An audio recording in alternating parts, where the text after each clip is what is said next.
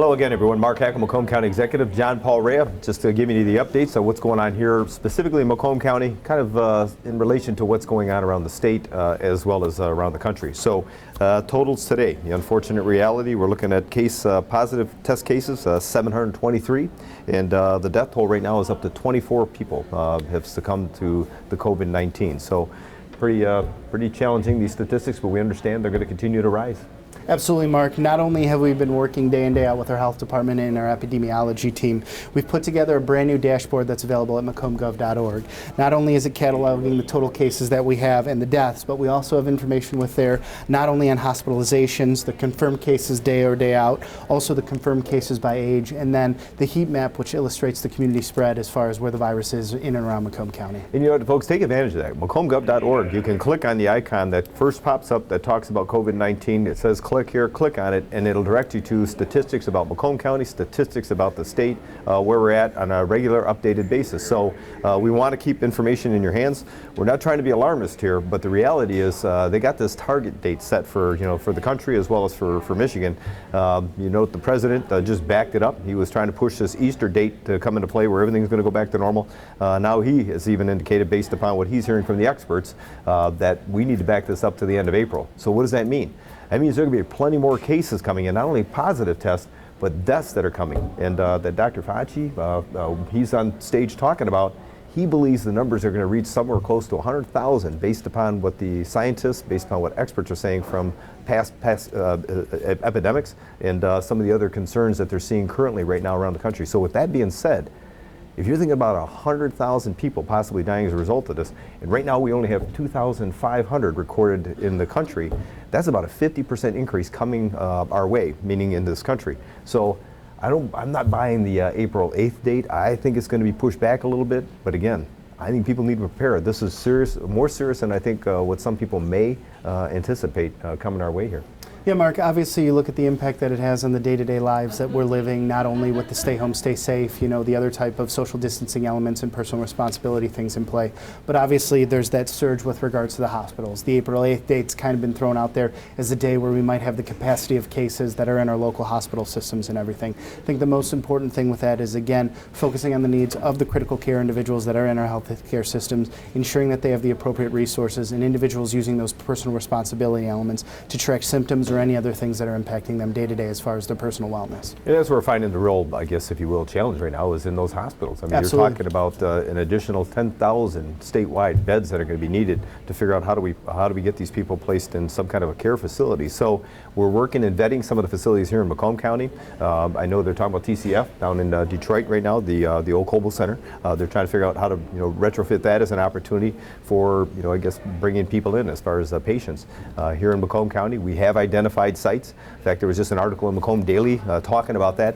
And with that being said, I already got inundated with people calling me saying, hey, how about this site? How about that site? Well, I appreciate those calls, but trust that we have an incredible group of people here from emergency management, the work that we're getting on behalf of the National Guard, even the Army Corps, of figuring out what sites might be available, might be conducive to what we need here in Macomb County, which is going to be about a 2,000 bed increase in need here in Macomb County as a result of what's coming our way. So we're working with those experts. We're vetting a lot of sites, but getting those calls actually says to me people are paying attention. They're still paying attention to the news and looking to figure out what they can do to help us. But we're working on those, I guess, those opportunities and trying to figure out how do we come up with additional beds that are without question going to be needed here in Macomb County. Absolutely, Mark. That willingness to assist and also that intergovernmental cooperation that we have with our statewide and our federal partners, whether it's working with the Army Corps of Engineers, whether it's working with our local emergency health staff and also our health department folks, we are not only analyzing alternative sites but understanding how they can help with those critical areas and those capacity surges that we're going to be seeing in the weeks to come. And talking about the support, when you think about what we're looking for in those hospitals, personal protection equipment, whether it's the ventilators or the gloves and the masks, those N95 masks, we are already getting a lot of response from the public that's happening here. We first talked about Warren Woods Baptist Church donating 6,000 of those N95 masks they had. Macomb Community College stepped up in a big way. 9 ventilators they actually donated to local hospitals to help out, as well as other personal protection equipment.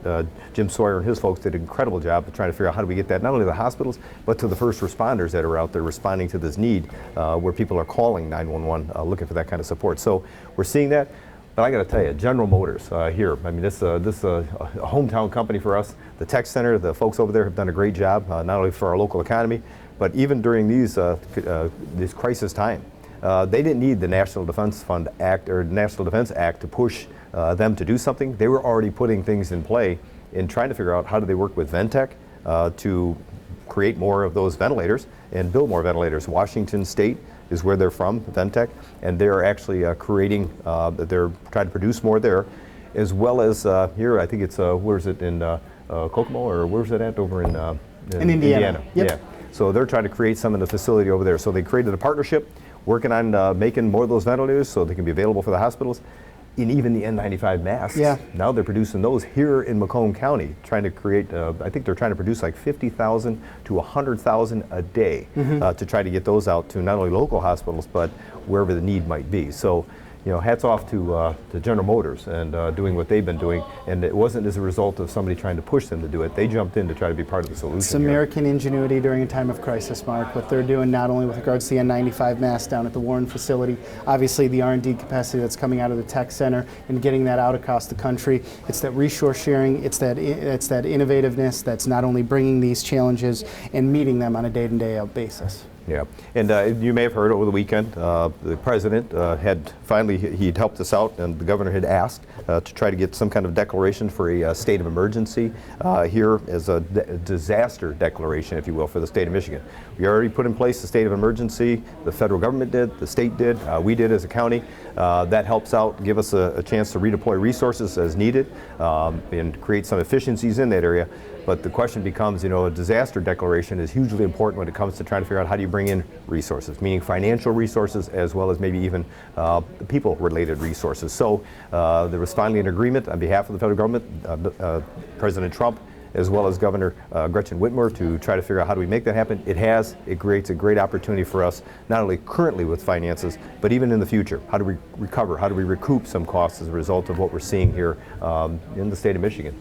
Yeah, Mark, you know, not only having those directives in place from the federal government, also having the state step up with their emergency declarations. The state also announced today that they're doing some things budgetarily and internally, freeing up about $150 million that will be coming out throughout the state for COVID response. But it seems as if everyone's trying to put the full force of all these efforts in order to get critical resources to local communities, as we're seeing on our end. And not only in assisting, you know, people within the community, but even some of the businesses. Absolutely. So there's some work that's been done, and we're trying to figure out how do we get those resources to local businesses, and we have that available on our website as well, the information there. Yep, Mark, you go to macombgov.org, there's the Macomb Business tab, and if you go there, you will see that there are critical resources that we're giving to businesses with regards to COVID's response. That $10 million that they're freeing up at the state level, going to be just shy of about $1 million that's coming to Macomb County. Those applications will go live today where local businesses can go in and assess if they have the ability to access these funds. Vicki Radin, our Planning and Economic Development Department, has a tremendous amount of support from the Community College, the ISD, our two local chambers, and First State Bank, where they've got a group of folks together that are not only assessing the needs of these businesses, but getting these resources directly to local businesses that have been impacted by the emergency orders and a loss of income that's been coming in through there. And there's a lot of people who've been impacted. So we're fortunate, not only with the declaration of state of emergency, but obviously disaster declaration, bringing in those funds. But we know that there's more of a need that's coming out there. So, you know, I can't help but remind everybody, even in light of all this going on with COVID-19, we were still pushing forward with that Census 2020, help bring back our money. Folks, Macomb County right now leads the entire state of Michigan in responses. We are ahead of every other county in the entire state of Michigan. That's a great statement because why? It brings in the needed funding to help us with the resources we have, whether it's education, whether it's road funding, Macomb Community Action, trying to get resources to people that might need some of the assistance, which we're finding there is a lot of that right now as a result of what we're going through with this crisis. So please do us a favor. If you're sitting at home, fill out that form, whether it's one you actually mail back and or if there's something you can actually go online and fill out the form. I did mine a week and a half ago. In fact, I just got a follow-up one, making sure to see if I did do that, but I already had done it. So we filled it out. Again, be part of the solution. And again, Census 2020, help us bring back our money from the federal government as a result of doing the census itself. It's nice to see that the county is still outpacing the other counties around the state of Michigan. This is one of those key things that if we all do our part, there's going to be definite resources and benefit to us here in Macomb County. Yeah, and your information is secure. So again, we remind everybody, don't be afraid to fill it out and send it back in. Nobody's using your information for anything they can't.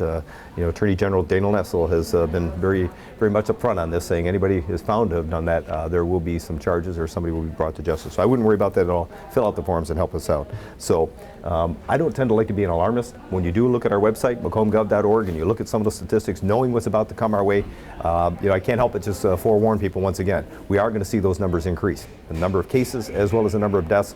You need to continue to take this serious. That whole idea about social distancing, washing your hands, it may get a little frustrating sitting around the house with the kids right now, not finding many things for them to do, maybe going out for a walk once in a while. Things have changed, lifestyles have changed, but the worst is yet to come. And I go back to my background in law enforcement. I'm not here to try to be an alarmist, but the reality is, listening to the experts, they're telling us that whole stay home, stay safe, and save lives is extremely important right now. No matter where you live in Macomb County or anywhere else that might be listening to this, please heed that warning and continue that social distancing right now.